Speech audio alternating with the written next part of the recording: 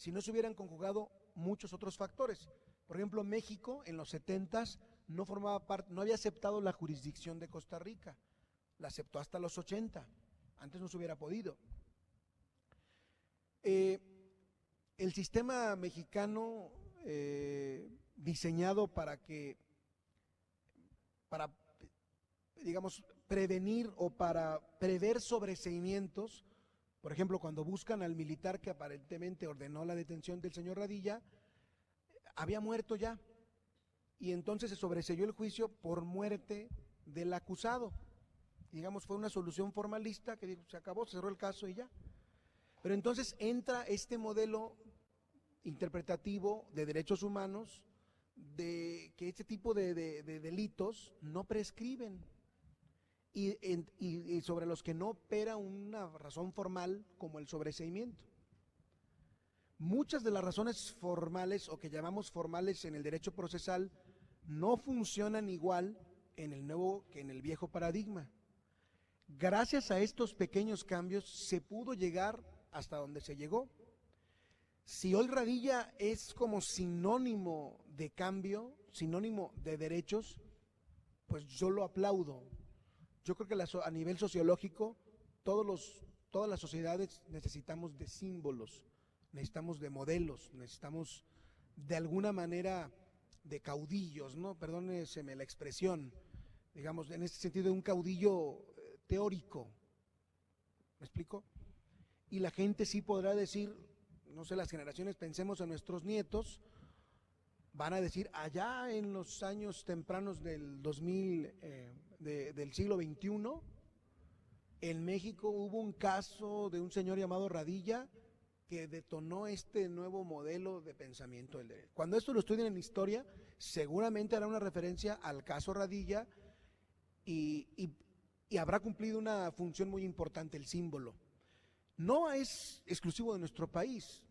Muchos casos son símbolos en otros países para cambios de pensamiento. Ahorita se me ocurre uno muy cercano, el famoso caso Miranda. El caso Miranda en Estados Unidos, si ustedes lo saben, o para los que no lo sepan, fue precisamente a raíz de una detención de un mexicano de apellido Miranda, que fue detenido por la policía y que fue privado de sus derechos y que no le informaron lo que iba a suceder, y que esto llegó a la Corte Suprema de Estados Unidos y provocó una enmienda constitucional y se conoce como la enmienda Miranda o como la teoría o la doctrina Miranda. El Miranda, así se le conoce inclusive a nivel de teoría constitucional en Estados Unidos. Uno dice, estoy aprendiendo teoría o doctrina Miranda. ¿Qué es lo que vemos en las películas? En las películas norteamericanas que vemos todos, cuando una persona la detienen, dicen, le vamos a leer sus derechos. Eso es Miranda. Y el estado de cosas era uno antes de Miranda y otro después de Miranda.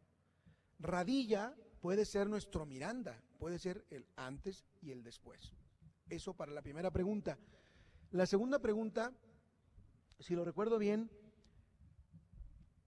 me dice usted que si los derechos humanos hoy pueden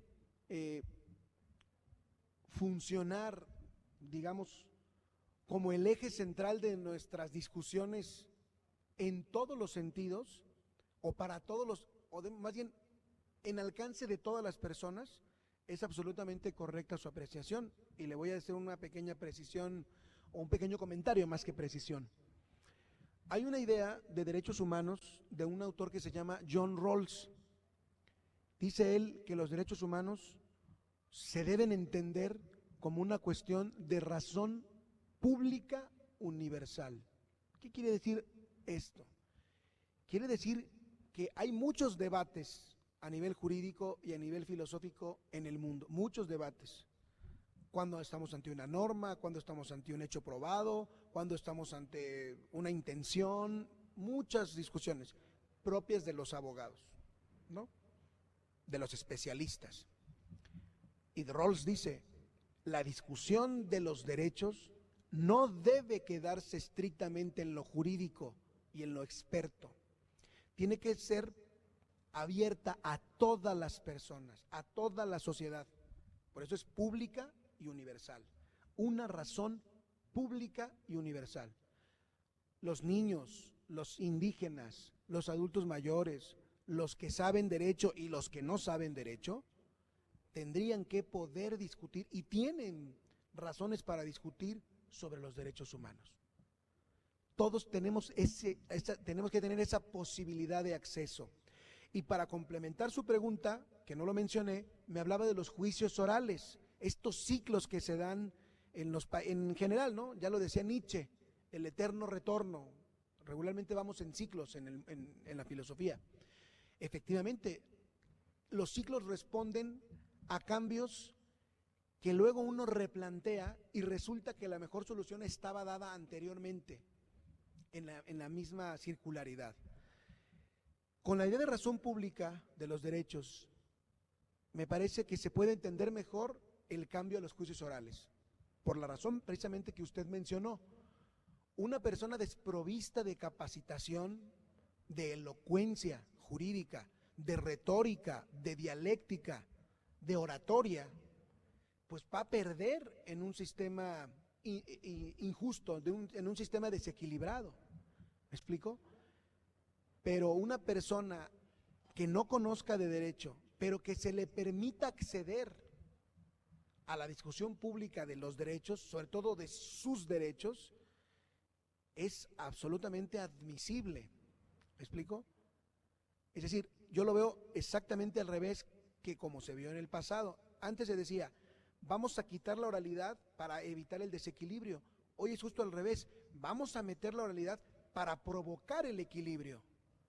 ¿Por qué? Porque una persona, no porque no sepa derecho, no le vamos a permitir que nos diga por qué él siente que se le menoscabó en algún derecho, que se le vio algún derecho. Y me lo va a decir en el juicio oral como él lo entienda, como él lo entienda. Y yo le voy a escuchar y le voy a interpretar y no lo voy a descalificar con formalismos. Le vamos a dar las herramientas, el abogado defensor, capacitado desde luego, para que traduzca sus ideas, sus conceptos y pueda participar en la discusión sobre los derechos humanos. Por supuesto que el derecho, al final de cuentas, es una ciencia, tiene pretensiones de corrección, no todo vale, desde luego que sí, es técnico, pero eso ya es la puerta de salida. La puerta de entrada tiene que ser universal, abierta, democrática, para que cualquier persona que sienta lesión en sus derechos pueda ingresar a la discusión. En el sistema anterior no dejábamos entrar a alguien. Alguien puede decir, oiga, es que a mí me violaron este derecho. Si usted no lo sabe decir, no tiene razón, aunque se lo hayan violado. Era casi cínico, ¿no? Casi el cinismo del formalismo jurídico era, yo sé que a usted se le cometió una injusticia, pero no podemos hacer nada por usted. Vaya a rezar o vaya a ser un brujo, porque el derecho no le va a ayudar, ¿no? Hoy tenemos la apertura con el nuevo paradigma de decir, vamos a traducir su pensamiento en clave jurídica, nosotros, el Estado, porque es la misión del nuevo paradigma. No es automático de tener razón, que es lo que voy a hablar mañana. Mucha gente cree que por decir derechos humanos automáticamente tiene razón. No, no. Hay una evaluación de las pretensiones, como siempre la